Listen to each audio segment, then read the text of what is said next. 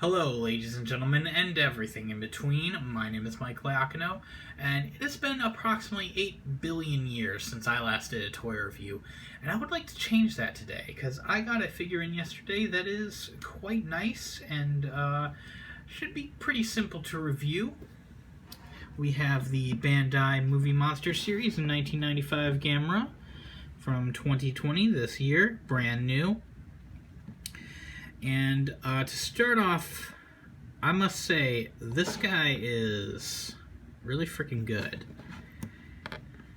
You can see, just right away, he is very suit accurate, very nicely detailed, and very nicely painted. That's been something that has been a bit of a point of contention with fans about Bandai's recent offerings, especially in their mass retail releases.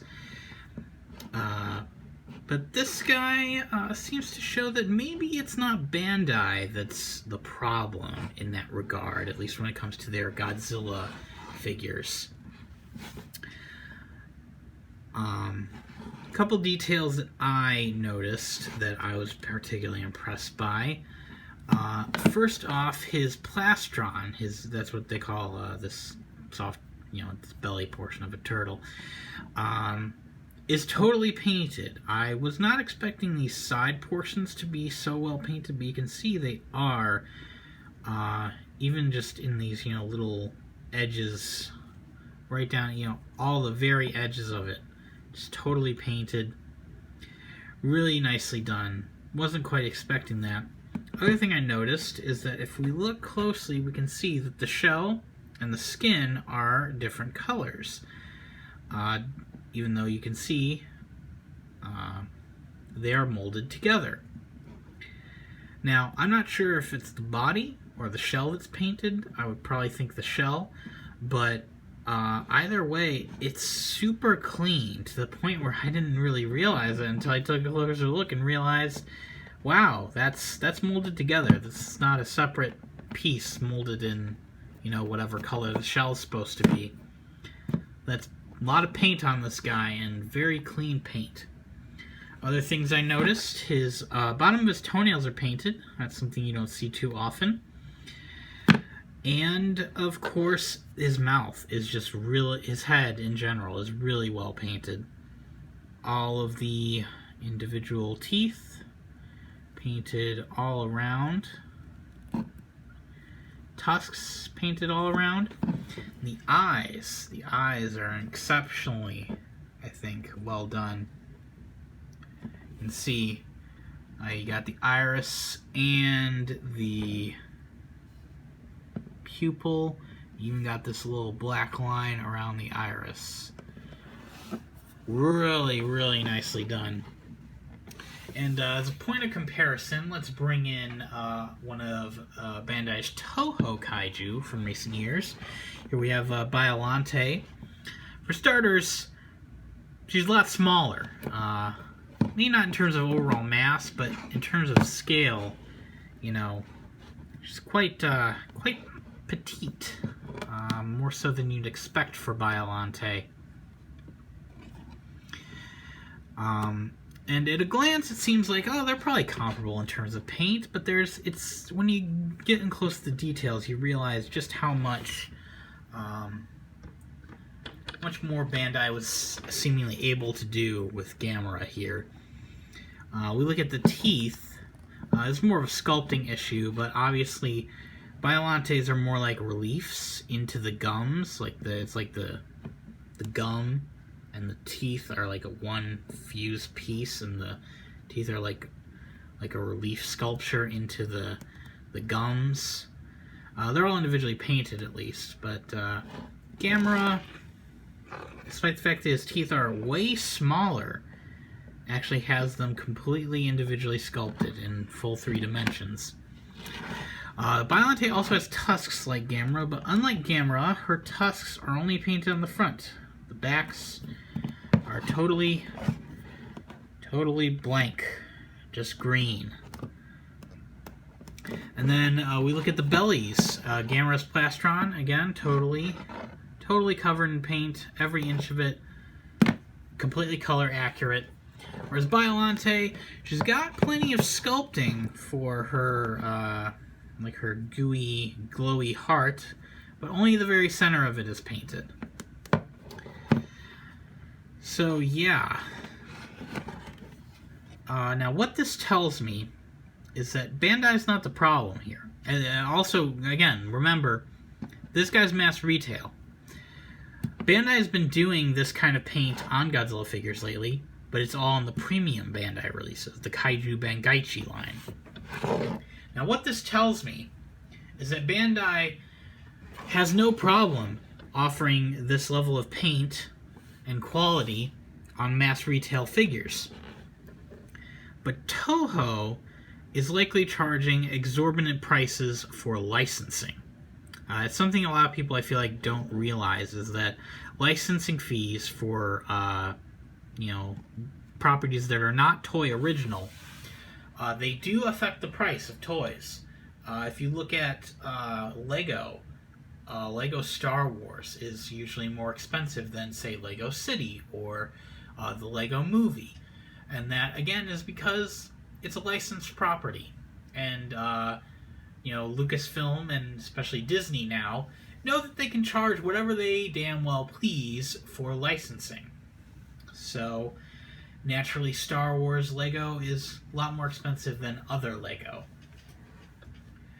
And it seems that Toho is thinking that they're Star Wars, basically. So they, Bandai, in order to offer the level of paint detail that we expect, like on Gamera here, they have to charge premium prices. But it seems Katakawa is not so greedy.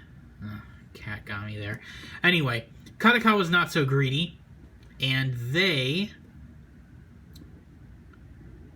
are not charging exorbitant prices, so Bandai is able to offer this level of paint at mass retail. So that's my theory on that.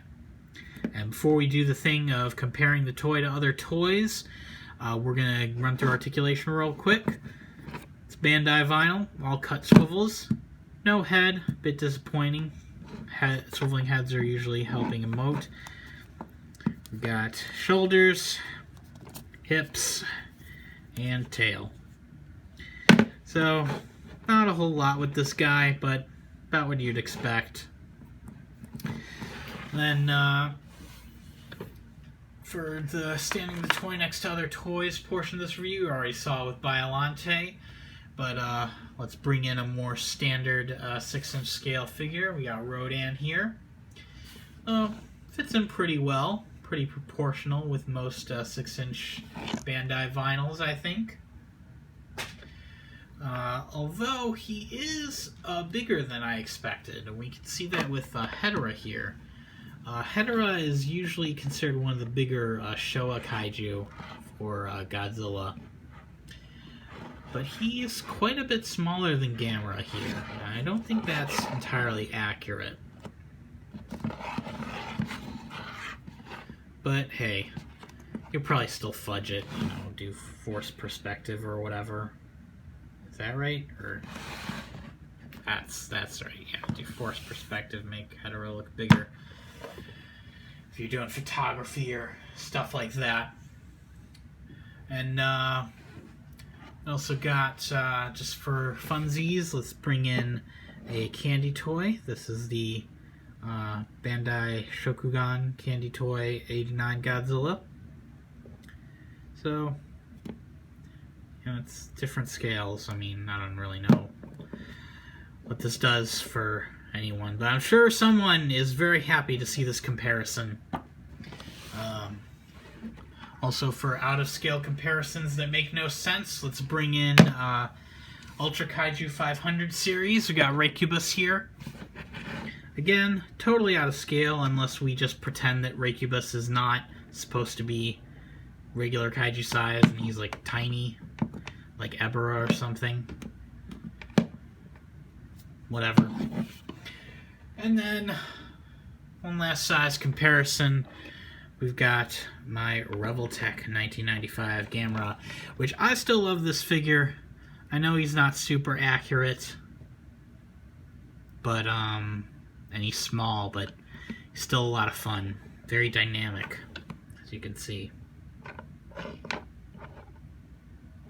Also a lot greener. I'm not sure which is more accurate, because I feel like I've seen stills where 95 Gamera looks this green, and but then when I watch the movie, he looks more like this to me. So I don't know. And finally, before we go, I just want to point this out for those unfamiliar with Bandai vinyls. One thing I always love about them is that they are very durable. So they're made of soft, squishy vinyl, and they are built like tanks. You can really just toss them around and ain't nothing happening to that. Not a scratch. And of course, they're pretty kid-proof. You know, you can have them really, kids really bash them together to make them fight.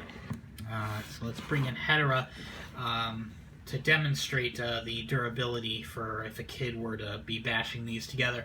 I just want to remind everyone, I paid retail for this guy back when he came out. He's going for around like $50 to $100 on secondary market, though. I just want everyone to keep that in mind as I do this.